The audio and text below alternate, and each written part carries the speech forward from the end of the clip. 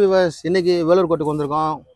சில நிறைய விஷயங்கள் எடுத்துகிட்டு வந்திருக்காரு. ஒரு முக்கியமான விஷயமா இன்னைக்கு பார்க்க வேண்டியிருக்கு. அது பார்த்தீங்கன்னா இன்சால்வன்சி மஞ்சள் கடிதாசி அப்படின்னு சொல்லக்கூடிய இன்சால்வன்சி பெட்டிஷனு. இப்போ இங்கே பார்த்தீங்கன்னாக்கா இந்த இன்சால்வன்சி டிஸ்ட்ரிக்ட் கோர்ட்டில் ஃபைல் பண்ணலாம், அதே போல் சப் கோர்ட்லேயும் ஃபைல் பண்ணலாம். கரெக்டுங்களா? இந்த கோர்ட்டுக்கு வந்து பார்த்தீங்கன்னா ஃபைலிங் எடுத்துகிட்டு வந்தால் சில பிரச்சனைகள் வருது. நான் நேரடியாக வர்றோம். நீங்கள் அதில் ஒரு சின்ன ஒரு ஃப்ளாஷ்பேக் தான். இந்த இன்சால்வன்சின்றது உங்களுக்கெல்லாம் தெரியும். கடனை கட்ட முடியலன்ற பட்சத்தில் யார் வேணாலும் நீதிமன்றத்தை அணுகி கொடுக்கக்கூடிய ஒரு மனு தான் இன்சால்வன்சி மனு. இது வந்து 1920 ப்ராவின்சியல் இன்சால்வன்சி ஆக்ட் செக்ஷன் 10 நம்ம ஃபைல் பண்ணணும். 2016 அப்புறம் உள்ள நிலைமை வேறு. 2016 ஐபிசி, அதாவது இன்சால்வன்சி அண்ட் பேங்க்ரப்சி கோட் 2016 வந்ததுக்கப்புறமா ரிப்பீல் பண்ணியிருக்காங்க. ஆனால் என்ன சொல்கிறாங்கன்னா, இங்கே இருக்கிற சிலர்லாம் அதை ரிப்பீல் பண்ணலை, முற்றிலுமாக ஒழிச்சு கட்டப்பட்டு விட்டது அப்படிங்கிறாங்க. அப்படிலாம் கிடையவே கிடையாது. நம்ம ஆர்கியூ பண்ணி அதுக்கப்புறம் தான் செக்ஷன்லேயே கேஸ் எடுக்கிறாங்க. செக்ஷனில் முதல்ல விளக்க வேண்டியிருக்கு.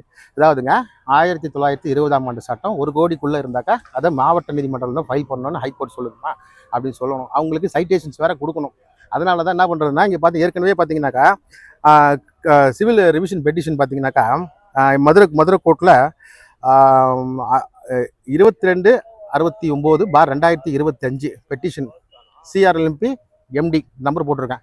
இதில் பார்த்தீங்கன்னாக்கா ஐயப்பன் சொல்லிட்டு பெட்டிஷனரு திருநெல்வேலி கேஸ். இது மதுரை கோர்ட்டில் ஜட்ஜ்மெண்ட் இருக்குது. 1920 ஆக்டில் வந்து கேஸ் பதிவு பண்ணலான்னு சொல்லிட்டு இருக்குது. அதே போல் தண்டபாணி ஜட்ஜும் வந்து போன வருஷம் வந்து கொடுத்துருக்காரு ஒரு ஜட்ஜ்மெண்ட். அதுலேயே வந்து தென்காசி கோர்ட்டை டைரக்ட் பண்ணியிருக்காரு இந்த இன்சால்வன்சி பெட்டிஷனை ஃபைல் பண்ண சொல்லி. அதனால் இப்போ அந்த இன்சால்வன்சின்ற மஞ்சள் நோட்டீஸ் முழுசமாக ஒழிக்கப்படவில்லை, அது இருக்கிறது. ஆனாலும் கம்பெனி ஆக்ட் வந்து என்சிஎல்டி போகலான்னா அது 1 கோடிக்கு மேலே இருக்கிற பிரச்சனைக்கு என்சிஎல்டி போகலாம். அதனால் இங்கே இருக்கக்கூடிய இந்த செக்ஷனில் நம்ம வந்து சொல்லி இப்போ வந்து இந்த இன்சால்வன்சி ஃபைல் பண்ணுறோம். அதனால் அவங்க கேட்கக்கூடிய ஜட்ஜ்மெண்ட்லாம் எடுத்துகிட்டு வந்துருக்கோம். இந்த ஜட்ஜ்மெண்ட் காப்பி கொடுத்ததுக்கப்புறம் தான் இது வந்து ஹைகோர்ட் சொல்லியிருக்குன்றதே தெரியுது. காரணம் வந்து பெரும்பாலும் வந்து இன்சால்வன்சி பற்றி நாலேஜ் இல்லை. அது கொடுக்க வேண்டிய அவசியம் வரக்கூடாதுன்னு நானும் சொல்லுவேன். ஏன்னா இன்சால்வன்சிங்கிறது வந்து கடைசி முடிவாக தான் மக்களும் எடுக்கணுமே தவிர அது ஆரம்ப கட்டத்தில் எடுக்கக்கூடாது. சிறு சிறு கடன்கள்லாம் வரக்கூடாது.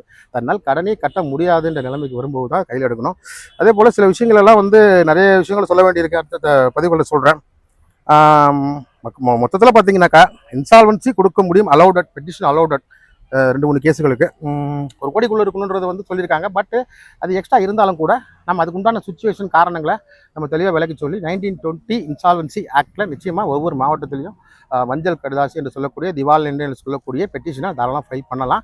உங்களுக்கு மேற்கொண்டு சந்தேகங்கள் இருந்தாக்கா கொடுத்துருக்க வாட்ஸ்அப் நம்பருக்கு நீங்கள் மெசேஜ் அனுப்பலாம். நன்றி. அதான் லாஸ்ட் அடுத்து நியமம் லாஸ்ட்